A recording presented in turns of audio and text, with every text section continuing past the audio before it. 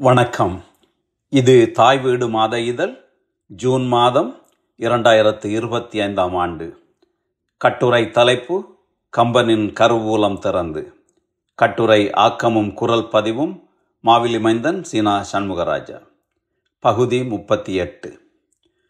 சென்ற மாதம் தாய் வீடு இதழில் கம்பராமாயணத்தில் ஆரண்ய காண்டத்தின் 3வது படலமாகிய அகத்திய படலத்தில் உள்ள சில செய்யுள்களோடு உங்களுடன் இணைந்திருந்தேன்.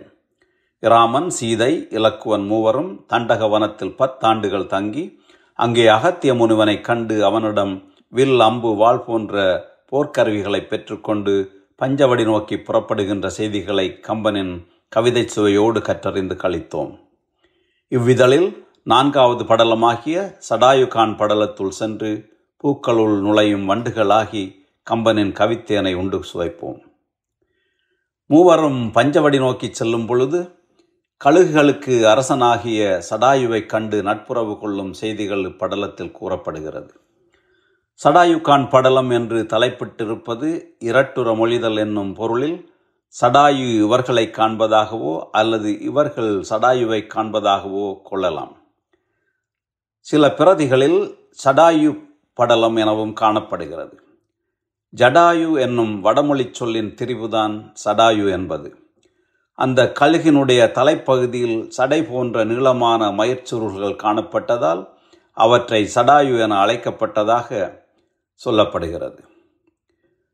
நடந்தனர் காவதம் பலவும் நல் நதி கிடந்தன நின்றன கிரிகள் கேண்மையின் தொடர்ந்தன துவன்றின சூழல் யாவையும் கடந்தனர் கண்டனர் கழுகின் வேந்தையே.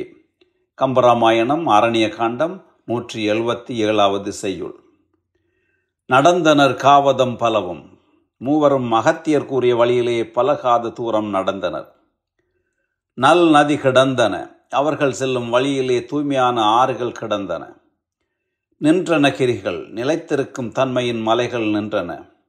கேண்மையின் தொடர்ந்தன துவன்றின. அவை நட்போடு தொடர்வன போன்று காட்சி தந்தன. சூழல் யாவையும் கடந்தனர். இவ்வாறான அழகிய இயற்கை சூழலை கடந்து செல்லும் போது கண்டனர் கழுகின் வேந்தையே. ஒரு மலையின் உச்சியிலே கழுகரசனாகிய சடாயுவை கண்டனர். இச்செய்யுளில் நல் நதி கிடந்தன என்னும் கம்பரின் கூற்று ஒரு சிறந்த பொருள்நயம் கொண்டது. பாய்ந்து ஓடுவதுதானே ஆறு, அது எப்படி கிடக்கும்? ஆனால் மிக ஆழமான பெரு நதிகள் ஓடும்போது அவை சலசலப்பில்லாமல் அமைதியாக கிடப்பது போலத்தான் காட்சி தரும். அதனால் தான் நல் நதி கடந்தன என்கிறார் கம்பர். இவ்வாறு தான் அமைதியாக ஓடும் காவிரி ஆற்றை நடந்தாய் வாழி காவேரி என்று சிலப்பதிகாரத்தில் இளங்கோவடிகள் வாழ்த்துவார். மேலும் அங்கிருந்த மலைத்தொடர்கள் இவர்களோடு சேர்ந்து நடப்பதைப் போல இருக்கின்றன என்பதை கிரிகள் கேண்மையின் தொடர்ந்தன என்று இவர்கள் நடக்கும்போது இவர்களோடு நட்பு கொண்டு மலைகள் தொடர்ந்து நடந்தன என தற்குறிப்பேற்ற அணிநயத்தோடு கம்பர் கூறியிருப்பது மிகச் சிறப்பு. அடுத்து 7 செய்யுள்களில் சடாயுவின் சிறப்புகளை கம்பர் வர்ணனை செய்கிறார். அவற்றுள் ஒன்று: மால் நிற விசும்பு எழில் மறைய தன் மணி கால் நிறச் சேயொளி கதுவ கண் நகல் நீல் நிற வரையினில் பவள நீள்கொடி போல் நிறம் பொலிந்தென பொலிகின்றான் தனை. கம்பராமாயணம் ஆரண்ய காண்டம் 180வது செய்யுள். மால் நிற விசும்பு எழில் மறைய, கருமை நிறத்தை உடைய வானத்தின் அழகை தனது நிறத்தால் மறைத்தவாறு, தன் மணி கால் நிறச் சேயொளி கதுவ, தனது கால்களின் சிவந்த ஒளி பரவவும், கண்ணகல் நீல் நிற வரையினில், நீல நிறமான அந்த மலையின் மீது பவள நீள்கொடி போல் நிறம் பொலிந்தென பொலிகின்றான் தனை. நீண்ட பவளக்கொடியொன்று பொலிந்து காணப்படுவதைப் போன்று சடாயுவின் உருவத்தை அவர்கள் கண்டார்கள் என்கிறார் கம்பர். சடாயுவின் கருநிற ஒளி மேலெழுந்து பரவி விசும்பை மறைத்ததென்றும், காலின் செந்நிற ஒளி கீழே பரவி மலையின் நீல நிறத்தை மறைத்ததென்றும் நிறங்களை கொண்டே இச்செய்யுளில் கம்பர் வர்ணனை செய்திருப்பது சிறப்பாக இருக்கிறது. சடாயுவை கம்பர் வர்ணிக்கும் செய்யுள்களுள் மேலும் ஒன்று: தூய்மையன் இருங்கலை துணிந்த கேள்வியன், வாய்மையன் மறுவிலன் மதியின் கூர்மையன், ஆய்மையின் மந்திரத் அறிஞனாமென சேய்மையின் நோக்குறு சிறுகனான் தனை. கம்பராமாயணம் ஆரண்ய காண்டம் 181 செய்யுள். தூய்மையன் உள்ள தூய்மை கொண்டவன், இருங்கலை துணிந்த கேள்வியன், மிகுந்த கல்வியையும் கேள்வியறிவையும் கொண்டவன், வாய்மையன் வாய்ச்சொல் தவறாதவன், மறுவிலன் குற்றமற்றவன், மதியின் கூர்மையன் அறிவு கூர்மையுடையவன், ஆய்மையன் மந்திரத்து அறிஞனாம் என ஆய்ந்தறிந்து ஆலோசனை சொல்லக்கூடிய அறிஞனாக சேய்மையின் நோக்குறு சிறுகனான் தனை மிக தூரத்தில் உள்ளவற்றையும் காண்கின்ற சிறிய கண்களை உடையவனாகிய சடாயுவை அவர்கள் கண்டார்கள்.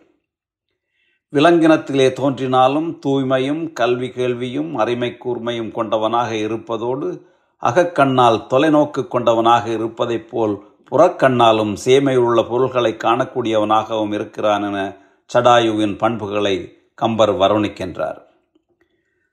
சடாயுவை கண்ணுற்ற இராம இலக்குவர் யார் இவன் அரக்கனாக இருப்பானோ என ஐயுறுகிறார்கள். அதேபோல சடாயுவும் இவர்களை குறித்து இவர்கள் முனிவர்களோ தேவர்களோ யாராக இருக்கலாம் என பலவாறு எண்ணுகிறான். அவர்கள் அவனை அண்மித்ததும் சடாயு அவர்களை நோக்கி நீங்கள் யார் என கேட்கிறான். தாம் தயரதனின் மைந்தர்கள் என்று கூற கேட்ட சடாயு மிகுந்த மகிழ்ச்சியுடன் தனது நண்பனான தயரதன் நலமாக இருக்கிறாரா என விசாரிக்கிறான். தயரதன் இறந்த செய்தியை ராமன் சொல்ல கேட்ட சடாயு மூர்ச்சித்து விழுந்து எழுந்து புலம்புகிறான். இராம லக்குவரால் தேற்றப்பட்ட சடாயு தயரதனின் மறைவு குறித்து புலம்புவதை கம்பர் சில செய்யுள்களில் தருகிறார். புறவலரும் கொடைக்கு நின்றன் பனிக்குடைக்கும் பொறைக்கும் நெடும் பண்பு தோற்ற கரவலரும் கற்பகமும் உடுபதியும் கடலிடமும் கழித்து வாழ புறவலர்தம் புறவலனே பொய்ப்பகையே மெய்க்கனியே புகழின் வாழ்வே இரவலரும் நல்லறமும் யானுமினி என்பட நீ தேகினாயே. கம்பராமாயணம் ஆரண்ய காண்டம் 197 செய்யுள்.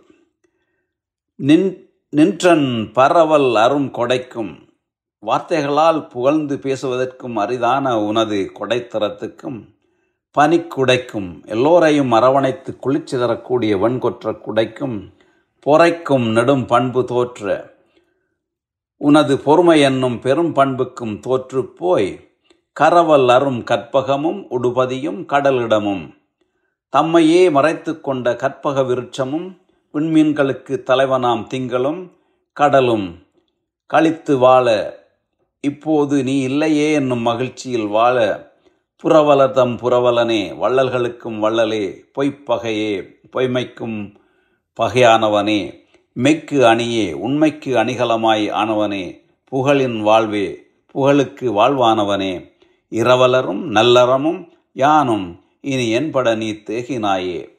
பொருள் வேண்டி இறப்பவர்களும் நல்ல அறமும் நானும் துன்பத்தை அனுபவிக்க விட்டு போய்விட்டாயே என்று சடாயு கலங்கி புலம்புவதாக இச்செய்யுள் அமைந்துள்ளது. கம்பரின் சிந்தனை ஆற்றல் இச்செய்யுளில் சிறப்பாக தெரிகிறது. தயரதனுக்குரிய பண்புகளாக கொடை, பிறரை அரவணைத்து குளிர்விக்கும் தன்மை, பொறுமை ஆகிய மூன்றையும் குறிப்பிட்டு இப்பண்புகளுக்கு எடுத்துக்காட்டாக முறையே வேண்டியவற்றை வழங்கும் கற்பகதரு, விண்மீன்களை அணைத்து குளிர்விக்கும் திங்கள், பூ உலகையே பொறுமையுடன் தாங்கிக் கொண்டிருக்கும் கடல் ஆகியவற்றையும் கூறி இவையெல்லாம் தமது பண்புகளில் தயரதன் தம்மை விட உயர்ந்து நிற்கின்றானே என்று வருந்தி இருந்தவை இப்போது அவன் இறந்துவிட்டதனால் களிப்போடு இருக்கின்றன என கற்பனை செய்வது நயம் மிக்கது. இவை மூன்றும் களிப்போடு இருக்க ஆற்றுவாரின்றி பொருள் வேண்டி இறப்போரும் நல்லறமும் சடாயு ஆகிய தானும் துன்பமெய்த விட்டுவிட்டு தயரதன் விண்ணுலகம் ஏகிவிட்டானே என்று சடாயுவின் வாயிலாக கூறுவதில் உள்ள கம்பரின் கவிநயம் சுவைமிக்கது. இவ்வாறு புலம்புகின்ற வேளையில் தனக்கும் தயரதனுக்கும் இடையில் உள்ள உறவையும் சடாயு எடுத்துச் சொல்வதாக கம்பர் பாடுகிறார். முன்னொருகால் இந்திரனோடு பொருது அவனை தோற்கடித்த சம்பரன் என்னும் அசுரனை சடாயுவின் துணையோடு தயரதன் போரிட்டு வென்றான். அப்போது சடாயு தனக்கு துணை செய்ததற்காக நான் உடல் நீ எனக்கு உயிர் என்று தயரதன் அருமை பாராட்டி சொன்னதை நினைவு கூர்ந்து உயிர் கிடக்க உடலை விசும்பேற்றினையோ என சடாயு விம்மி புலம்புகிறான். பின்னர் இராம இலக்குவனர்களுக்கு தனது தலைமுறை வழியை கூறி தான் யார் என்பதை தெரியப்படுத்துகிறான். அருணன் தன் புதல்வன் யான் அவன் படரும் உலகெல்லாம் படர்வேன் ஆளி இருள் மொயம்பு கடத் துறந்த தயரற்கு இன்னுயிர் துணைவன் இமையோரோடும் வருணங்கள் வகுத்திட்ட காலத்தே வந்துதித்தேன் கழுகின் மன்னன் தருணம் கொள் பேரொளியீர் சம்பாதி பின்வரு சடாயுனான் என்றான். கம்பராமாயணம் ஆரண்ய காண்டம் 206வது செய்யுள். தருணம் கொள் பேரொளியீர், இளமையும் பேரொளியுமுடைய மைந்தர்களே, யான் அருணன் தன் புதல்வன், நான் கதிரவனது தேரோட்டியான அருணனது மைந்தன். அவன் படரும் உலகெல்லாம் படர்வேன், அவன் செல்கின்ற உலகங்கள் எல்லாவற்றிற்கும் செல்லும் தன்மையுடையேன். ஆழி இருள் மொயம்பு கடத்துறந்த தயரற்கின் உயிர்த்துணைவன், பகைவர்களாகிய இருளின் வலிமை கெடும்படி உலகம் முழுவதும் தனது ஆணைச்சக்கரத்தை செலுத்திய தயரதனுக்கு இனிய உயிர்த்தோழன். இமையோரோடும் வருணங்கள் வகுத்திட்ட காலத்தே வந்துதித்தேன், தேவர்களோடும் ஏனைய வருணங்களை வகைப்படுத்திய காலத்திலே வந்து தோன்றியவன். கழுகின் மன்னன், கழுகுகளுக்கு அரசன். சம்பாதி பின்வரு சடாயு என்றான். சம்பாதி என்பவனின் பின் தோன்றல் நான் சடாயு என்னும் பெயரை உடையவன் என்றான். இந்த செய்யுள் உட்பட 5 செய்யுள்கள் புராண செய்திகளை அடிப்படையாக கொண்டு சடாயுவினுடைய தலைமுறை வரலாற்றை பேசுவனவாக இடையிலே புகுத்தப்பட்ட செய்யுள்களாக சில பிரதிகளில் காணப்படுகின்றன என்பது சில அறிஞர்களினது கருத்தாக இருக்கிறது. அச்செய்யுள்கள் கம்பரின் கவிதை நடையை ஒத்து இல்லாதிருப்பதாலும் அவர்களது கருத்து உண்மையாக இருக்கலாம் என்று நாம் தெளியலாம். காசிபர் என்பவர் 13 பெண்களை மணந்து அவர்களுடன் உறவு கொண்டு மனிதர்கள், விலங்குகள், ஊர்வன, பிறப்பன போன்ற எல்லா உயிரினங்களும் தோன்றுவதற்கு காரணமாக இருந்தார் என்னும் இயல்புக்கு மாறான மிகைப்படுத்தப்பட்ட புராணச் செய்திகள் பல கூறப்பட்டிருப்பதால் கம்பர் அவற்றை தவிர்த்திருக்கலாம் என்று தோன்றுகிறது. சடாயு தனது வரலாற்றை கூறி தயரதனுக்கு தான் இன்னுயிர் நண்பன் என்றும் சொல்ல கேட்டு மகிழ்ந்த ராம இலக்குவர் அவனை கைகுவித்து தொழுதனர். தனது நண்பன் இறந்த துயரம் போக்க தானும் நெருப்பில் புகுந்து இறக்கப் போகின்றேன் என்று சடாயு கூறுகிறான். மறுவினிய குணத்தவரை இரு சிறகால் உரத் தழுவி மக்கள் நீரே, உரிய கடன் வினையேற்கும் உதவுவீர், உடல் 2க்கு உயிர் ஒன்றானான், பிரியவும் தான் பிரியாதே இனிதிருக்கும் உடற்பொறையாம், பீழை பாராது எரி அதனின் நின்றிய புக்கு இரவேனில் இத்துயரம் மறவேன் என்றான்.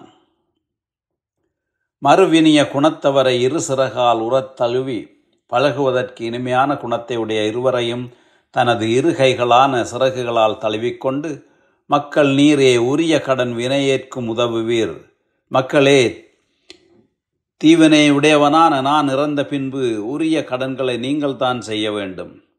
உடல் 2க்கு உயிர் ஒன்றானான் பிரியவும், 2 உடல்களுக்கு உயிர் ஒன்றான தயரதன் பிரிந்த பின்னும் தான் பிரியாதே இனிதிருக்கும் உடற்புறையாம் பீழை பாராது, தான் பிரியாமல் இனிதே இருக்கின்ற எனது உடற்பாரமாகிய துன்பத்தை தாங்கிக் கொண்டிருக்காமல் எரி அதனின் நின்றே இரவேனேல் இத்துயரம் மறவேன் என்றான்.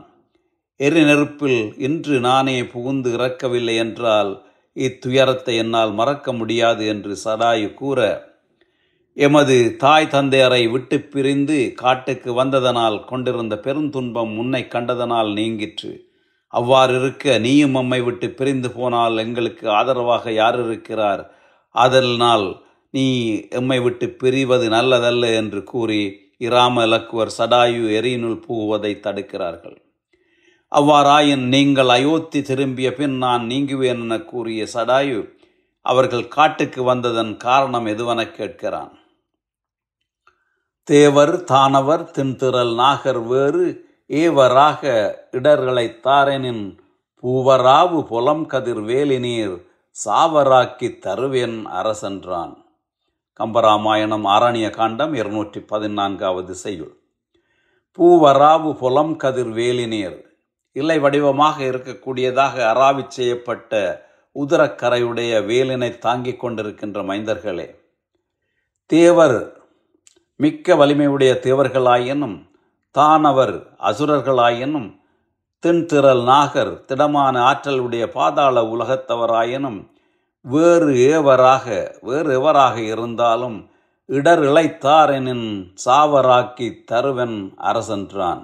உங்களுக்கு துன்பம் செய்திருப்பாரானால் அவர்களை கொன்று தீர்த்து உங்களுக்கு அரசனை பெற்று தருவேன் என்று சூளுரைக்க, இலக்குவன் தாங்கள் காட்டுக்கு வர காரணமாக இருந்த அனைத்து செய்திகளையும் சடாயுவுக்கு சொல்கின்றான். எல்லாவற்றையும் கேட்டறிந்த சடாயு தனது காவலில் அவர்களை அங்கே தங்குமாறு கேட்கிறான். அதற்கு இராமன், இறைவ எண்ணி அகத்திய நீந்துளது அறையும் நன்மணி ஆற்றின் அகன்கரை துறையில் உண்டொரு சூழல் அச்சூழல் புக்கு உறைதும் என்றனன் உள்ளத்துறைகுவான். கம்பராமாயணம் ஆரணிய காண்டம் 221வது செய்யுள். உள்ளத்து உறைகுவான், மக்கள் எல்லோரதும் உள்ளத்தில் உரைகின்றவனாகிய ராமன் இறைவ சடாயுவை நோக்கி தலைவனே என அழைத்து, எண்ணி அகத்திய நீந்துளது, நாங்கள் வசிப்பதற்கு தகுந்த இடமென்று 4 ஆலோசனை செய்து அகத்திய முனிவன் எங்களுக்கு சொல்லி அருளியதான அறையும் நன்மணி ஆற்றின் அகன்கரை துறையின் உண்டொரு சூழல், ஒலிகளோடு கூடிய அழகிய கோதாவரி ஆற்றின் அகன்ற கரையில் உள்ள துறையின் கண்ணே ஒரு இடம் இருக்கிறது. அச்சூழல் புக்கு உறைதும் என்றனன், அந்த இடம் சென்று நாங்கள் வசிக்கப் போகின்றோம் என்று சொல்கிறான். அகத்திய முனிவர் அவர்கள் உறைவதற்கு ஏற்ற இடமென்று கோதாவரி ஆற்றின் கரையே உள்ள பஞ்சவடி என்னும் இடத்தை குறித்திருந்ததனால் மறுப்பு கூறாமல் சடாயு அதற்கு உடன்பட்டு அவ்விடத்துக்கு செல்லும் வழியை காட்டி அவர்களுக்கு எவ்வேளையிலும் தான் பாதுகாப்பாக இருப்பேன் என்று கூறி விடைபெறுகிறான். இராமன், சீதை, இலக்குவன் மூவரும் பின்னர் அவ்விடத்தை கடந்து பஞ்சவடி நோக்கி செல்கிறார்கள். சடாயு கான் படலம் நிறைவேறுகிறது. கம்பராமாயணத்தின் இன்னொரு இன்றியமையாத திருப்பு முனையாக இருக்கும் ஆரணிய காண்டத்தின் 5வது படலமாகிய சூர்பனகை படலத்துடன் அடுத்த இதழில் உங்களை காண வருகின்றேன். கட்டுரை இன்னும் வளரும். நன்றி, வணக்கம்.